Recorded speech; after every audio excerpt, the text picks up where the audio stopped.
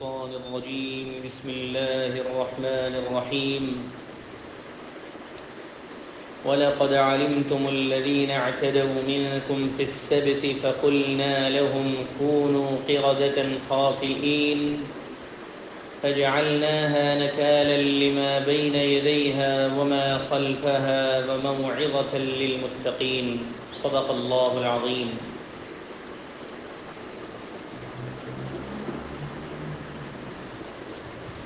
یہ دو آیتیں میں نے آپ کی خدمت میں تلاوت کی ہیں، جن میں اللہ تبارک و تعالی نے گزشتہ معمول کی طرح یہودیوں کی ایک اور شرارت کی طرف، ایک اور نافرمانی کی طرف اشارہ فرمایا ہے۔ واقعہ تو احادیث شریفہ میں موجود ہے۔ پہلے ترجمہ آپ سماعت فرما لیں۔ اللہ تعالیٰ کا ارشاد ہے وَلَقَدْ عَلِمْتُمُ الَّذِينَ اعْتَدَوْا مِنْكُمْ فِي السَّبْتِ، اور اے یہودیوں تم اچھی طرح جان چکے ہو ان لوگوں کو جنہوں نے ہفتے کے دن کے بارے میں حد پار کر دی۔ ہفتے کے دن کے بارے میں اللہ تعالیٰ کی حد سے تجاوز کیا، آگے بڑھ گئے۔ فَقُلْنَا لَهُمْ كُونُوا قِرَدَةً خَاسِئِينَ، چنانچہ ہم نے ان سے کہا کہ تم لوگ بن جاؤ ذلیل بندر بن جاؤ۔ فَجَعَلْنَاهَا نَكَالًا لِمَا بَيْنَ يَدَيْهَا وَمَا خَلْفَهَا، چنانچہ ہم نے اس سزا کو ان کے لیے عبرت کا مقام بنا دیا ان لوگوں کے لیے جو ان کے ساتھ رہتے تھے اور جو ان کے بعد آنے والے تھے۔ وَمَوْعِظَةً لِّلْمُتَّقِينَ، اور تقوی والوں کے لیے نصیحت کا سامان بنا دیا۔ اصل میں اللہ تبارک و تعالی نے یہودیوں کے لیے ہفتے کا دن معزز اور مقدس فرمایا تھا، جس طرح بعد میں چل کے مسلمانوں کے لیے اسلام میں جمعے کا دن مقدس دن بنا، تو یہودیوں کے لیے پہلے سے ہفتے کا روز معزز اور مقدس ہوا کرتا تھا، وہ عبادت کا دن ہوا کرتا تھا۔ اور اس دن اللہ تبارک و تعالی نے ایک خاص طور پر یہ حکم بھی ان لوگوں کے لیے نازل فرمایا تھا کہ ہفتے کے دن شکار نہ کیا کریں، خصوصاً مچھلیوں کا شکار ہفتے کے روز منع تھا، کیونکہ وہ قوم سمندر کے کنارے آباد تھی اور مچھلیوں کی بڑی شوقین تھی۔ تو جس طرح اللہ تعالیٰ نے یہاں ہمارے جمعے کے دن خرید و فروخت اور تجارت کو منع کر دیا ہے اذان کے بعد نماز ہونے تک، دیکھیے ہماری شریعت کتنی آسان ہے۔ ان کے یہاں پورا دن شکار منع تھا، جبکہ ہمارے یہاں اللہ تبارک و تعالیٰ نے یہ آسانی فرما دی کہ بس جمعے کی اذان سے لے کر جمعے کی نماز ختم ہونے تک کاروبار حرام ہے، منع ہے۔ پھر بھی مسلمان کرتے ہیں، اپنی دکانیں کھلی رکھتے ہیں، وہ ایک الگ بات ہے۔ ان کی نافرمانی اور یہودیوں والی صفت ان کے اندر ہونا اور اس سے ان کی تجارت میں بے برکتی کا ہونا، یہ ایک الگ میٹر ہے۔ میں بتانا یہ چاہ رہا ہوں کہ ہماری شریعت میں اللہ تبارک و تعالیٰ نے کتنی آسانی فرما دی کہ زیادہ سے زیادہ 1.5 سے 2 گھنٹے تک صرف تجارت کو روکے رکھا اور کاروبار کو منع فرما دیا کہ اذان ہونے کے بعد سے تجارت منع ہو جاتی ہے جمعے کے دن نماز ختم ہونے تک۔ پھر نماز آدمی اپنی پڑھ لے، ختم ہو جائے، اس کے بعد اپنی دکان کھول لے۔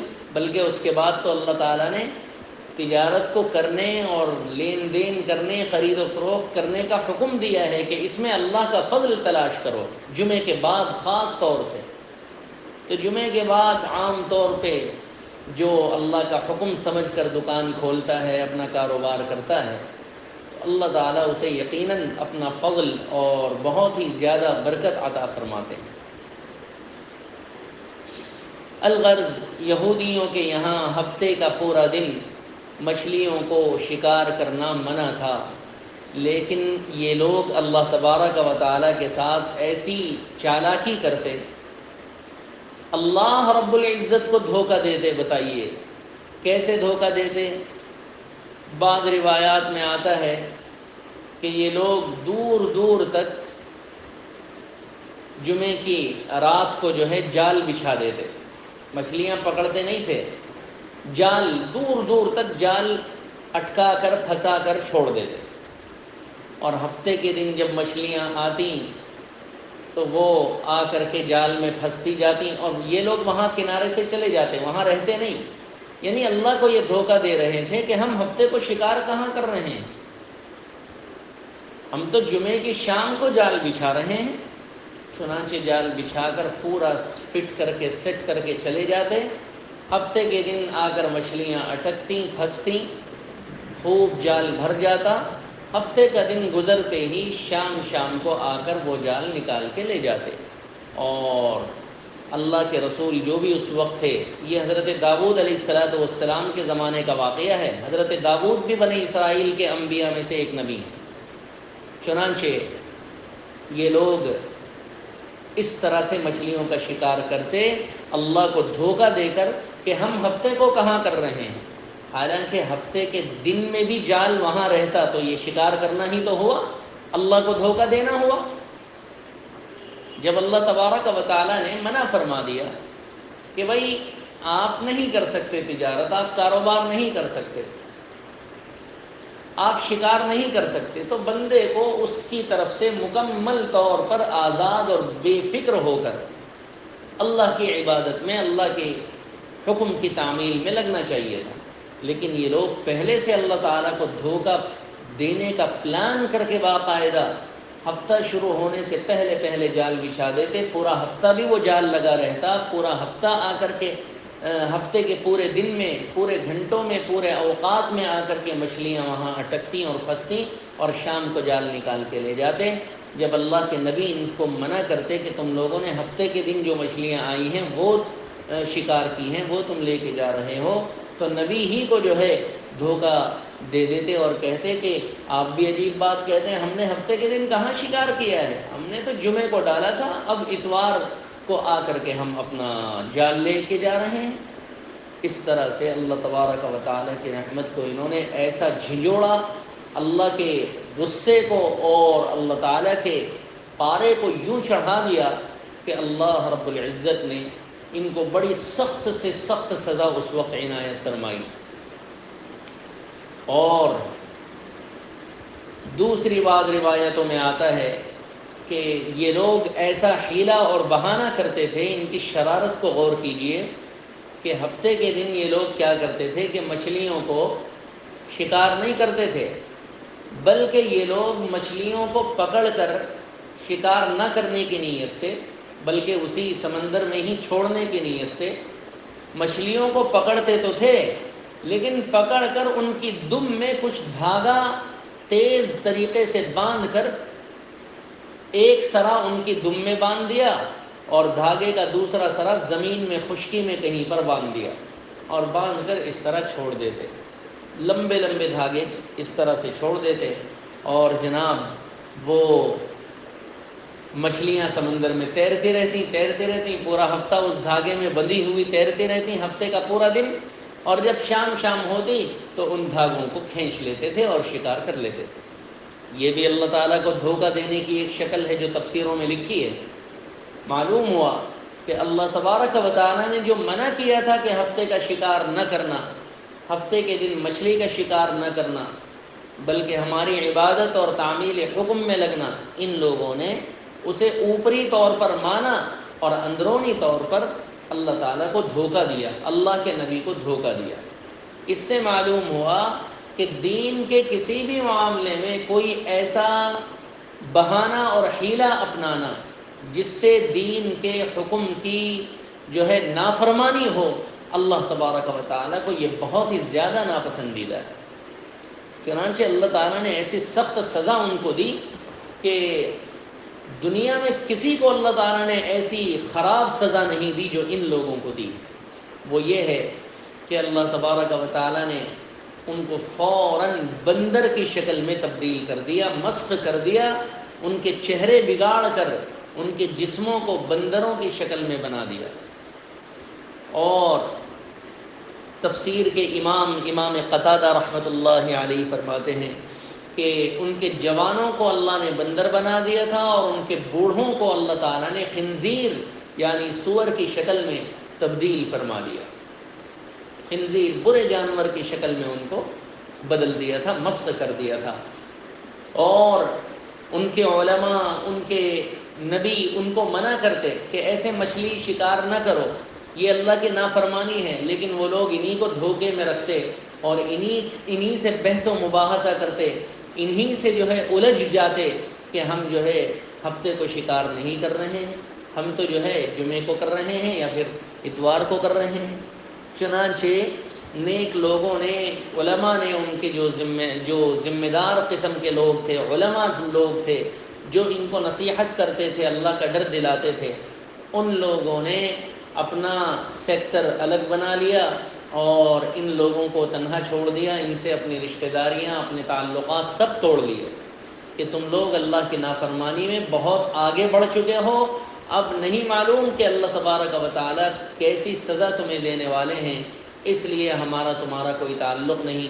چنانچہ ایک بستی میں یہ نیک لوگ علماء اور صلحاء بسنے لگ گئے اور اسی سے لگی ہوئی دوسری بستی میں یہ شریر لوگ اور نافرمان لوگ، دھوکے باز لوگ بسنے لگے اور اس طرح سے معاملہ ہونے لگا. تو اللہ تبارک و تعالیٰ نے سزا ان پر اسی دوران اتاری کہ یہ لوگ اپنی بستی میں تھے. ایک دن دیکھا نیک لوگوں کو محسوس ہوا کہ برابر والی بستی بالکل خاموش، سناٹا چھا گیا ہے، وہاں کوئی چلت پھرت کی، کوئی آواز، شور شرابہ کوئی نہیں ہو رہا ہے جیسے روزانہ ہوتا تھا. کیا بات ہے، اتنی خاموش کیوں ہو گئی بستی؟ جا کر دیکھا تو جناب سارے کے سارے بندروں میں اور برے جانور اور خنزیر میں تبدیل ہو چکے ہیں. سارے انسان وہاں سے غائب، سب کے سب یہ دو قسم کے جانور ہی جانور پھر رہے ہیں، اپنے گھروں میں ہیں. تب ان نیک لوگوں نے سمجھ لیا کہ واقعی یہ اللہ تعالیٰ کی سزا ہے. تفسیروں میں آتا ہے کہ یہ اپنے ان نیک لوگوں میں جو اپنے رشتہ دار تھے نا، ان کے سامنے آ کر ان کے پیروں میں پڑ کے روتے تھے اپنی اس سزا کو دیکھ کر کہ اللہ تعالیٰ نے ہمیں کس طرح سے بندر بنا دیا ہے. دیکھو، روتے تھے اور اپنی غلطی پر شرمندہ ہوتے تھے. لیکن اب شرمندہ ہونے کا فائدہ کیا؟ اب جب اللہ تعالیٰ کی سزا آ گئی تو اب جو ہے اپنی غلطی کا احساس کوئی معنی نہیں رکھتا. چنانچہ اللہ تعالیٰ نے ان سب کو ایک طرف سے جو ہے بندر اور خنزیر کی شکل میں تبدیل فرما کر ان کی صورتوں کو مست کر دیا تھا. یہ اللہ تبارک و تعالیٰ کی بڑی کڑی اور بڑی سخت سزا ان لوگوں کو پہنچی تھی. اب یہاں پر ایک سوال رہ جاتا ہے، وہ یہ ہے کہ کیا اسی وقت پہلی بار بندر اور خنزیر وجود میں آئے یا دنیا میں پہلے سے بندر اور خنزیر موجود تھے، ان سے بھی پہلے سے؟ تو اس کا جواب یہ ہے کہ بندر اور خنزیر دنیا میں ان لوگوں سے بھی پہلے موجود تھے. اللہ تبارک و تعالیٰ نے چونکہ یہ جانور بڑے شریر قسم کے ہوتے ہیں اور خنزیر بہت ہی ناپسندیدہ جانور ہے، تو اللہ تبارک و تعالیٰ نے سزا کے طور پر پہلے سے جو جانور موجود ہیں ان جانوروں کی شکلوں میں ان کو بنا دیا. معلوم ہوا کہ بندر اور خنزیر ان لوگوں سے بہت پہلے سے بھی دنیا کے اندر آباد تھے، موجود تھے. ایک بات. دوسری بات یہ سوال رہ جاتا ہے کہ آج کل جو بندر اور خنزیر موجود ہیں، کیا وہ یہودی ان میں سے یا ان کی نسلوں میں سے کوئی موجود ہیں یا نہیں؟ تو اس کے جواب کے لیے صحیح مسلم کی حدیث حضرت ابو ہریرہ رضی اللہ تعالی عنہ کی میں آپ کے سامنے سناتا ہوں کہ بالکل یہی سوال نبی کریم صلی اللہ تعالی علیہ وسلم سے حضرات صحابہ نے فرمایا تھا کہ حضرت آج کل جو بندر یا خنزیر ہم دیکھتے ہیں، کیا یہ انہی یہودیوں کی اولاد اور نسل میں سے ہیں یا یہ الگ ہے؟ تو نبی کریم صلی اللہ علیہ وسلم نے اس کا جواب عنایت فرمایا، اور آپ سے زیادہ قابل اطمینان جواب کس کا ہو سکتا ہے؟ آپ نے فرمایا کہ نہیں، حقیقت یہ ہے کہ اللہ تبارک و تعالیٰ کی مخلوق میں سے خنزیر اور بندر بہت پہلے سے آباد ہیں، اللہ تبارک و تعالی جس کو بھی کسی صورت میں مسخ کر دیتا ہے، صورت بدل کر عذاب دیتا ہے، اللہ تعالیٰ اس قوم کو بہت دنوں تک زندہ نہیں رکھتے اور ان کی نسل نہیں چلاتے، بلکہ ان کو جلد مار دیتے ہیں اور ختم کر دیتے ہیں۔ چنانچہ تاریخ بھی اس بات پر گواہ ہے، اور حضرت نبی کریم صلی اللہ علیہ وسلم نے سب سے بڑھ کر آپ کی بات ہے کہ آپ نے ارشاد فرما دیا کہ وہ لوگ بہت جلد اس دنیا سے ختم ہو گئے، جن لوگوں کو اللہ تعالیٰ نے بندر کی شکل میں تبدیل کیا تھا، جن لوگوں کو خنزیر کی شکل میں تبدیل کیا گیا ہوگا، اللہ تبارک و تعالیٰ نے ان سب کو اسی وقت یعنی چند دنوں میں، بہت اسی زمانے میں، حضرت داؤد علی نبینا علیہ الصلاۃ والسلام ہی کے دور میں ان کو ختم کر دیا گیا تھا۔ وہ مر گئے تھے اور ان سے دنیا پاک ہو گئی تھی۔ باقی بندروں کی جو نسل پہلے سے چلی آ رہی ہے وہی کنٹینیو اب تک چلی آ رہی ہے۔ ان بیچارے بندروں میں کوئی یہودی نہیں ہے، اس لیے آج کل کے بندروں اور خنزیروں سے کوئی اپنا رشتہ تعلق نہ توڑے۔ تو کہنے کا مقصد یہ ہے کہ ان میں وہ ناپاک یہودی نہیں ہیں، یہ بیچارے بے گناہ زندگی گزار رہے ہیں۔ کبھی گھروں میں بھی جو ہے بالکنی کے راستے سے کود کر کے آ جاتے ہیں اور روزے کی چیزوں کا معائنہ کر کے چلے جاتے ہیں، اور بعض چیزیں جو ہے حفاظت کے طور پر اپنے ساتھ بھی لے جاتے ہیں۔ تو اگر ایسا واقعہ ہو تو ہمیں جو ہے کوئی بددل نہ ہونا چاہیے کہ یہ کیا گندگی ہمارے گھر میں آ گئی۔ یہ اللہ تعالیٰ کی مخلوق ہیں، ان کے ساتھ احسان اور سلوک کا معاملہ رکھنا چاہیے۔ اطمینان رکھیں کہ یہ یہودی کی نسل میں سے کوئی نہیں۔ الغرض یہ دو مسئلے ضروری آپ کے سامنے رکھنے تھے آپ کی نالج اور علم کے لیے۔ باقی اللہ تعالیٰ نے قرآن کریم میں یہ واقعہ ذکر فرمایا کیوں؟ وہ اس لیے تاکہ ہم اپنے دین کے معاملے میں ایسا کبھی نہ کریں جو اللہ تبارک و تعالیٰ کو غصہ دلانے والی چیز ہے۔ ایسا بہانہ اور ایسا حیلہ، اللہ تعالیٰ کی ذات اقدس کو ایسا دھوکہ کہ ہم اللہ کو تو یہ دکھا رہے ہیں کہ ہم بڑا نیک کام کر رہے ہیں، لیکن جناب اندر سے ہم اپنا مطلب پورا کر رہے ہوں، ہم اللہ تعالیٰ کے دین کی نافرمانی کر رہے ہوں، اس کے اسلام پر نہ چل رہے ہوں، دکھا تو رہے ہیں کہ چل رہے ہیں لیکن حقیقت میں نہ چل رہے ہوں، ایسا کوئی بھی مومنٹ، ایسا کوئی بھی معاملہ ہم اپنی زندگی میں سوچ کر غور کر کے دیکھیں کہ ہرگز ایسا نہ ہو کہ ہم اوپری اور دکھاوے کے اعتبار سے تو دیندار ہوں لیکن اندرونی اعتبار سے، اپنے عمل کے اعتبار سے بے دین ہوں۔ اللہ تعالیٰ کو ایسے دین کے اندر ایسی دھوکہ بازی قطعاً پسند نہیں۔ دیکھو اس سے پہلے جتنی نافرمانیاں یہودیوں نے، گستاخیاں کی تھیں، وہ سب اللہ کے حکم کو نہ ماننا، کھلے طور پر نافرمانی کر دینا تھا۔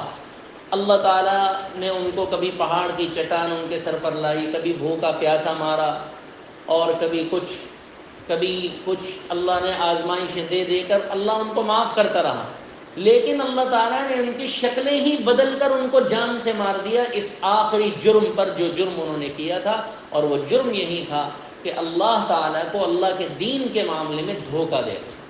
یہ اللہ کو قطعاً پسند نہیں۔ اللہ رب العزت اس سے اتنا زیادہ غصہ ہوتے ہیں کہ فوراً سزا دے دیتے ہیں۔ اکثر اللہ تعالیٰ فوراً سزا دے دیتے ہیں۔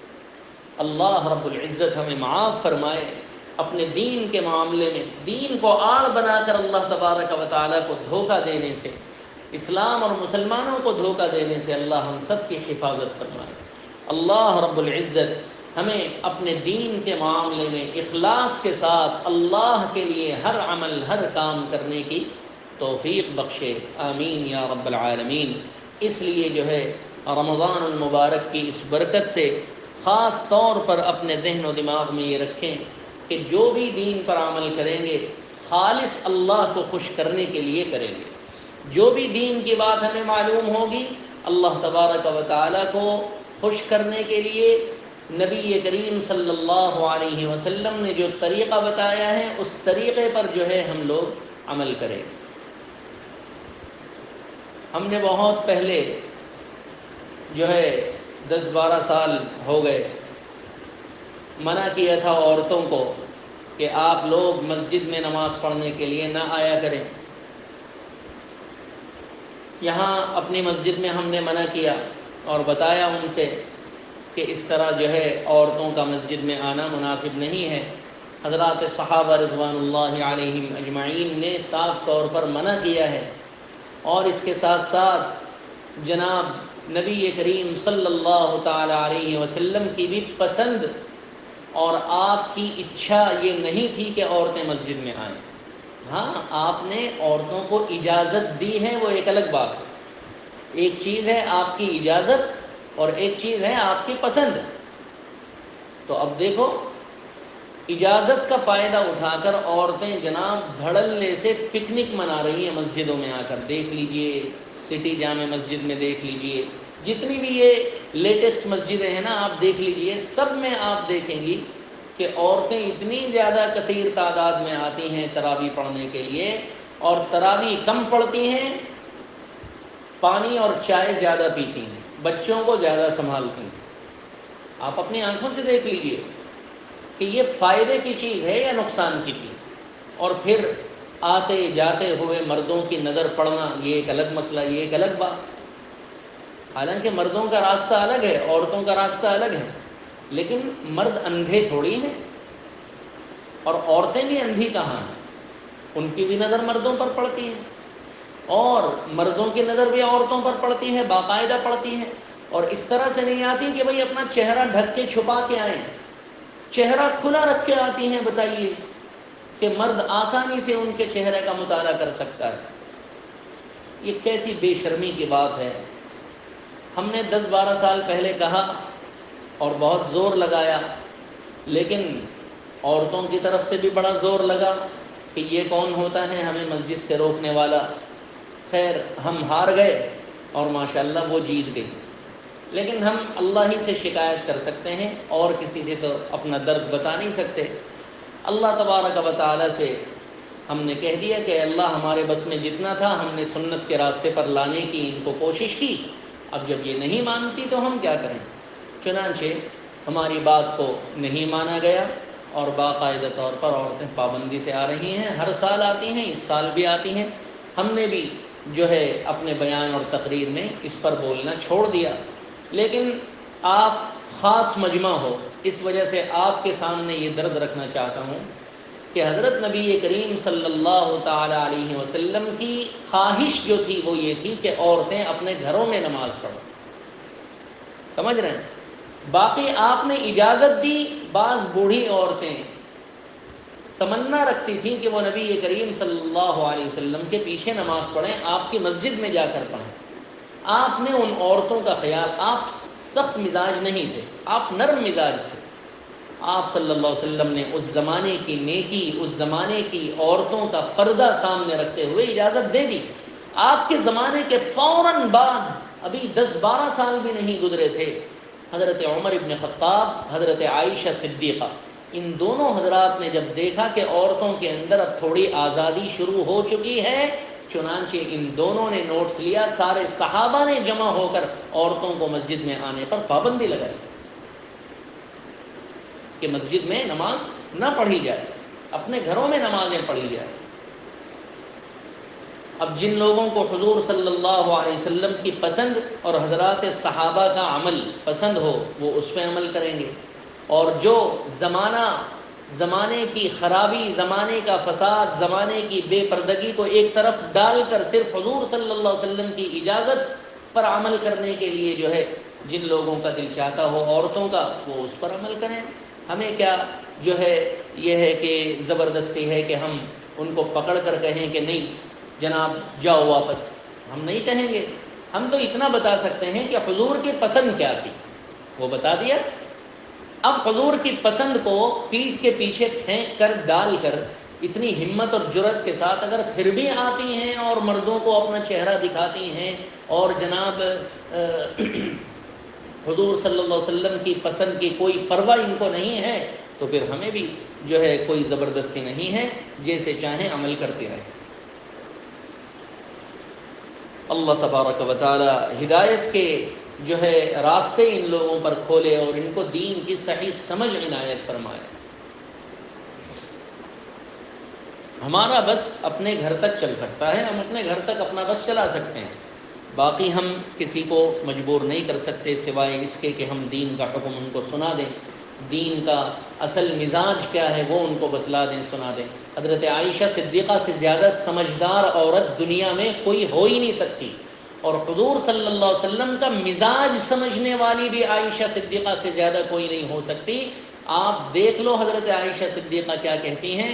حضرت عائشہ کا فرمان ہے کہ اگر آج رسول اللہ صلی اللہ علیہ وسلم عورتوں کی حالتوں کو دیکھ لیتے، اپنے زمانے میں عائشہ فرماتی ہیں، سن لیجئے، اگر آج حضور عورتوں کی حالت دیکھ لیتے تو عورتوں کو مسجد آنے پر پابندی لگا دیتے، جس طرح بنی اسرائیل کی عورتوں کو مسجد میں آنے پر پابندی لگا دی گئی تھی۔ یہ حضرت عائشہ کہہ رہی ہیں اپنے زمانے کی عورتوں کا حال دیکھ کر۔ اگر آج حضرت عائشہ ہوتی نا تو ڈنڈا لے کر مسجدوں پر پولیس کو کھڑی کروا دیتی کہ کوئی عورت آئے تو بجاؤ اس کو کہ چل خبیث گھر اپنے، آ گئی یہاں پر لٹکا کے منہ نماز پڑھنے کے لیے۔ اگر آج حضرت عائشہ ہوتی، آج حضرت عمر ہوتے تو پھر کچھ اور ہوتا۔ ہم لوگوں کی کمزور آواز کہاں کہاں تک پہنچے، کن کن لوگوں تک ہم سمجھائیں، کن کن عورتوں سے ہم جو ہے جھگڑا مول لیں، بتائیے۔ 10 سال پہلے ہی ہم یہ جنگ ہار گئے، اور 10 سال سے اپنے منہ پر جو ہے پابندی لگائے ہوئے ہیں۔ آپ لوگ آتی ہیں اپنا وقت نکال کر تفسیر سننے کے لیے، خاص طور پر آپ خاص مجمع ہو، اللہ آپ کے آنے کو قبول فرمائے، اس لیے میں نے آپ کے سامنے یہ بات رکھ دی۔ لیکن یہی بات مسجد میں مجھ سے آپ کہلوائیں، میں نہیں کہہ سکتا، ہمارے منہ بند ہیں، ہمارے ہاتھ بندھے ہوں۔ لیکن حق ہے تو وہ تو نکلے گا، کہیں نہ کہیں نکلے گا، نکل کر رہے گا، حق بات چھپ نہیں سکتی۔ اللہ تبارک و تعالی ہم سب کو عمل کی توفیق عطا فرمائے، آمین یا رب العالمین، وآخر دعوانا ان الحمد للہ رب العالمین۔